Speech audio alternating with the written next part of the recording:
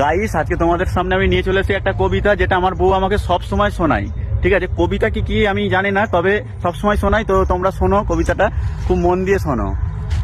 বলো বলো কবিতাটা আমাকে, যেটা তুমি সবসময় শোনাও। না, পয়সা লাগবে। পয়সা?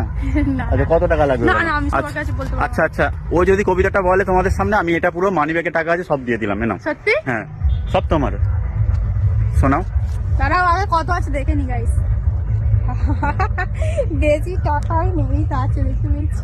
বলছি হ্যাঁ গাইস, বলো। বহুরূপী সিনেমার যে একটা নতুন ছড়া ভাইরাল হয়েছে, ওইটাই আমি মানে জাস্ট ট্রাই করছি। বলি হ্যাঁ, একটু লজ্জা লজ্জা লাগছে। মটর কড়াই গোল গোল দাঁতে ভাঙে না, ওই পাড়া শাশুড়িরা বৌমা চেনেন না, তাই হাটে গেলাম বাজারে গেলাম কিনে আনলাম আদা, আদা খেয়ে বোদের বাবা হাঁকছে গাদা গাদা, ড্যাং ড্যাং ড্যাং জামাই এসেছে, বাবা ফ্যান খাওয়ার ডিব্বাটা ভেঙে ফেলেছে। তারপর ভুলে গেছো? ভুলে গেছে মানি না না ব্যাগটা? না, মনে আছে বলছি দাঁড়া।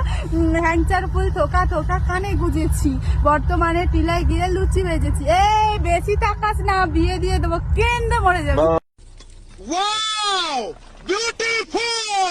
তালিয়া তালিয়া তালিয়া তালিয়া, খুব সুন্দর হয়েছে, খুব সুন্দর খুব সুন্দর। Thank you, পুরো thank you. মানি ব্যাগের টাকাটা ওর, ঠিক আছে? যত যদি টাকা না আছে ওর। দাও দেখবে। ঠিক আছে, তোমার। ফোনে বলছো, তারপর ঠিক আছে, আমি দেবো। টাটা। আবার একটা নতুন কবিতা নিয়ে আসবো পরের হ্যাঁ, ভিডিওতে। বাবারে, না না, তোমাদের প্রিয়া ম্যাডাম নতুন করে কবিতা শোনাবে। ঠিক আছে, টাটা, বাই বাই, টাটা। এখন শ্বশুর বাড়ি যেতে হবে।